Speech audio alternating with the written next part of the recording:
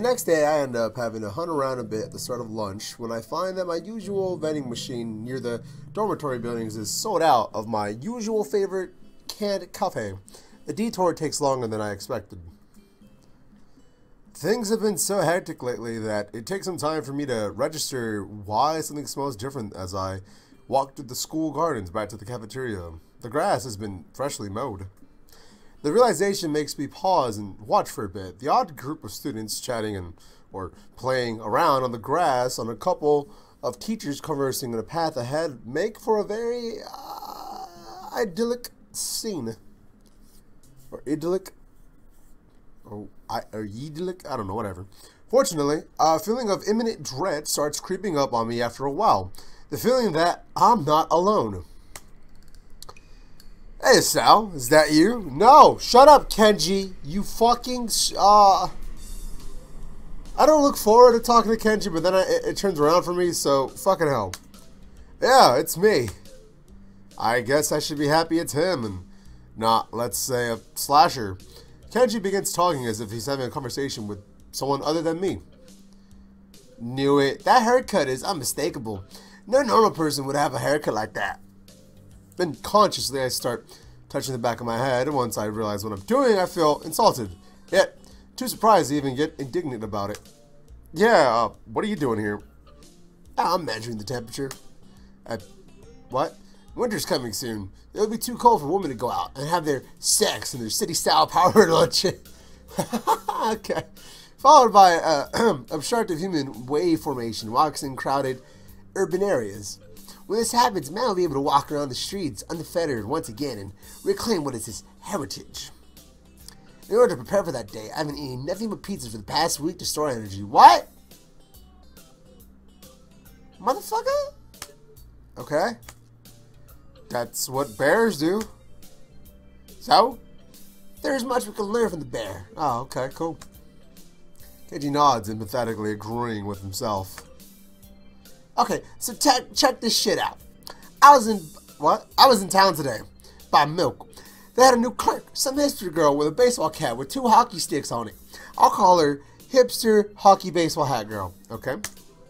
I noticed the milk didn't have the price tag, so I told her to get over there and label that milk for future generations. He was in town today?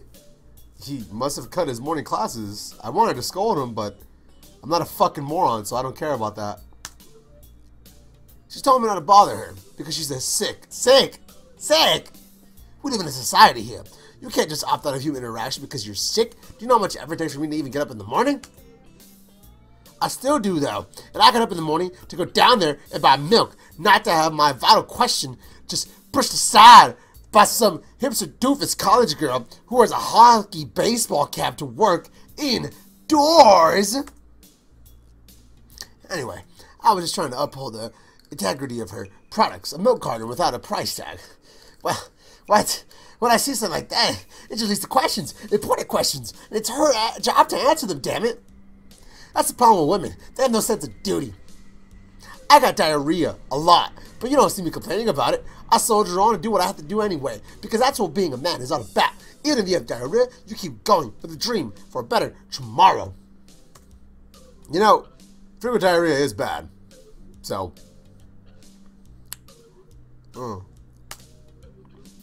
Maybe you should stop drinking so much milk. I can't do that. That's what allows me to maintain my awesome strength. It's just calories, carbs, and fucking calcium. That's it.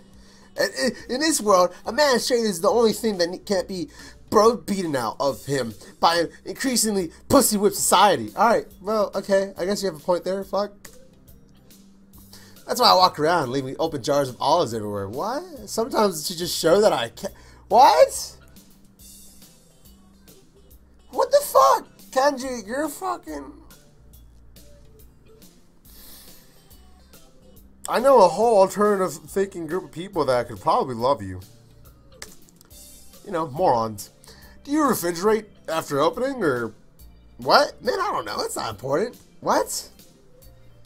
You have to refrigerate after opening. Even elementary school kids know that. They can't get the jar open in the first place. It doesn't matter. What? I guess that's true. I'm a genius. He's assuredly rubs his chin, which is something I imagine scientists did until I met Moto and was tremendously let down. Anyway, I can't go to that story again, since it's clearly being compromised by bitches, unless I disguise myself. Maybe change into a different pair of glasses. That's the worst disguise ever, bro.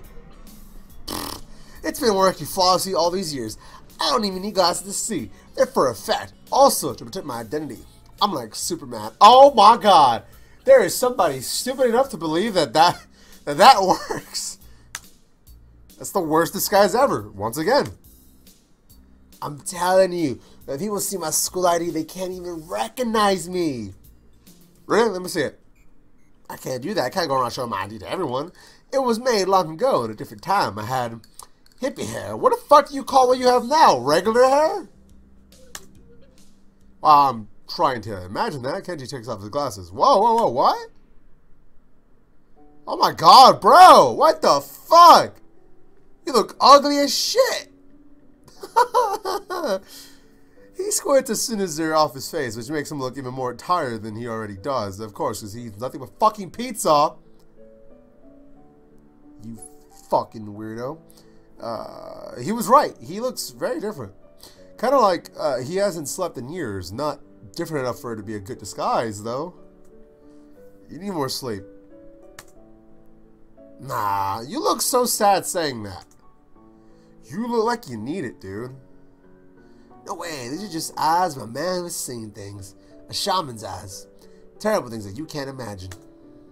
Like when I made a ship in a bottle and my mom sat on it. There was blood and shreds of floral paint print everywhere. That's what life experience is. Kenji doesn't seem to be very horrified, even though I think this is actually the first thing he told me about himself that could have been legitimately traumatic. He's also talking about 30 degrees to my left. So, I guess his blindness is real? I waved my hand in front of him anyway to little effect. Man, I hope you realize I'm just joking. I laughed, pretending that I did. Somehow, looking him in the eyes is more difficult than usual. Want some trivia? People with small eyes wear big glasses. I've read that somewhere.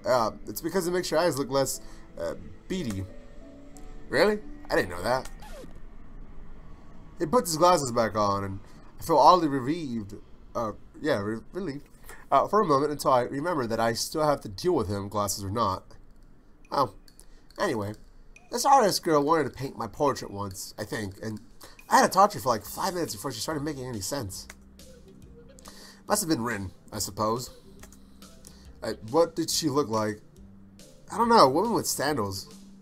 I was hoping to say something more, specific, like she had no arms.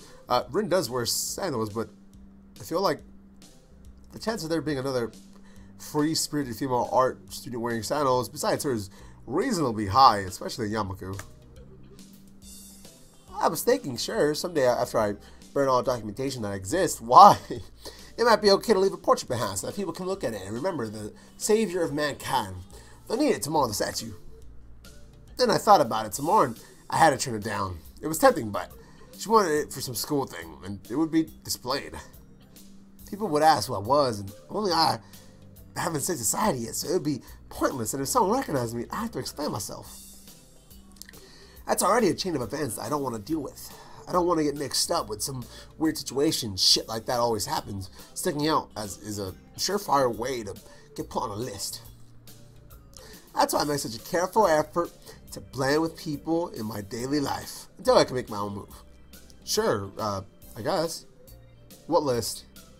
There are many lists. NASA, NSA, the Do Not Fly Zone, list, whatever. So what are you doing here anyway? Nothing, man. I kind of got here by accident. Happens to me all the time, man. Well, hope it works out for you. I think I'm going to go back to my dorm room. I need to set my TV to record my shows. You have TV? Yeah, you should come over sometime. We can watch a game in high definition. Wow, that's fucking... Okay. Thanks for being friendly, buddy. I appreciate that. Before I can ask him what he's talking about, he's gone. He left like he came. With zero respect towards other people. It's kind of amazing. Now that Kenji's gone, I resume looking aimlessly at the school gardens in their summer splendor. It's no use. He wrote them for me. I'm gonna end this episode. Yeah. Thank you all for watching this episode of Katawa Shoujo. Don't forget to subscribe and like this video. Take care and, of course, goodbye. My throat hurts.